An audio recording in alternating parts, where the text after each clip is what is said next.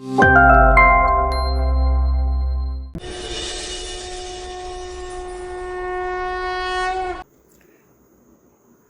Masters. இன்றைக்கி கபீரோட தோஹாவில் எதை பற்றி சொல்கிறாருன்னா, நம்மளுடைய வாழ்க்கையே ஒரு நீர்க்குமிழி மாதிரி தான். தண்ணி மேலே எழும்புகிற நீர்க்குமிழி தான். அது ஒரு நிமிஷம்தான் இருக்கும், அப்புறம் அது போயிடும். அதே மாதிரி தான் நம்ம வாழ்க்கை அப்படிங்கிறத விளக்குற மாதிரி ஒரு தோஹே சொல்கிறார். கேட்கலாம் வாங்க மாஸ்டர்ஸ்.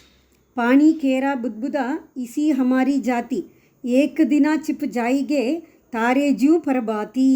பானினா தண்ணி, புத்புதா அப்படின்னா தண்ணி மேலே எழும்புகிற நீர்க்குமிழி.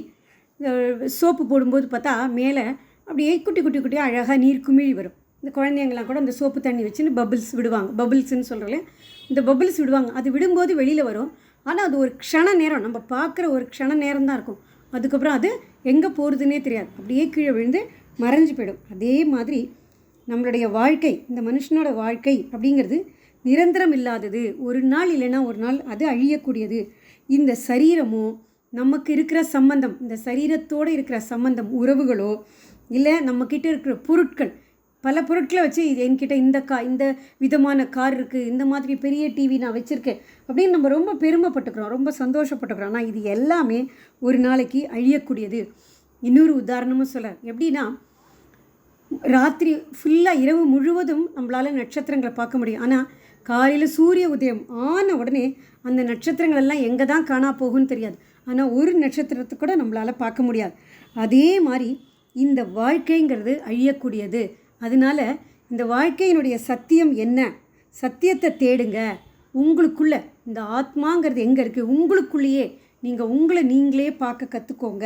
இல்லைன்னா இப்போ உங்களுக்கு கிடைச்சிருக்கிற வாய்ப்பு, இந்த உடம்போடு நம்ம இருக்கோம். உடம்பு இருந்தால் தான், ஆன்மா உடம்புக்குள்ளே இருக்கிற வரைக்கும் தான் எந்த ஒரு வாய்ப்புமே நம்மளுக்கு. இந்த உடம்பை விட்டு ஆன்மா வெளியில் போனதுக்கப்புறம் நம்மளால் தியானம் பண்ண முடியாது, ஒரு சர்ஜன சாங்கத்தியம் பண்ண முடியாது, எதுவுமே நம்மளால் பண்ண முடியாது. அதனால் இந்த உடம்பு இருக்கும் பொழுதே இந்த ஒரு சான்ஸை உபயோகப்படுத்திக்கோங்க. இந்த சந்தர்ப்பத்தை உபயோகப்படுத்தி உங்கள் ஆத்மாவை, உங்களுடைய ஆன்மாவையை கண்டுபிடிக்கிறதுக்கான வழியை தேடுங்க. அதை அப்போது இந்த தோஹா மூலமாக என்ன சொல்கிறேன்னா, இந்த வாழ்க்கை நிரந்தரமே இல்லாதது. நம்மக்கிட்ட இருக்கிற எந்த பொருளும் நம்மளோடது கிடையாது. அது நேற்று யாரோடதோ இன்றைக்கி தான் நம்மளோடது, நாளைக்கு யார்கிட்ட போகும்னு அது தெரியாது. அது இருக்குமா அழிஞ்சிருமா எதுவுமே தெரியாது. அப்படி இருக்கும்போது எது மேலேயும் பற்று வைக்காமல் உங்களுடைய ஆன்மாவோடையே கலக்கிறதுக்கு முயற்சி பண்ணுங்க அப்படின்னு இந்த தோஹா மூலமாக கபீர்தாசர் சொல்கிறார். அவர் சொன்ன வழியில் நம்ம போகலாம் மாஸ்டர்ஸ். வாங்க மாஸ்டர்ஸ். நன்றி.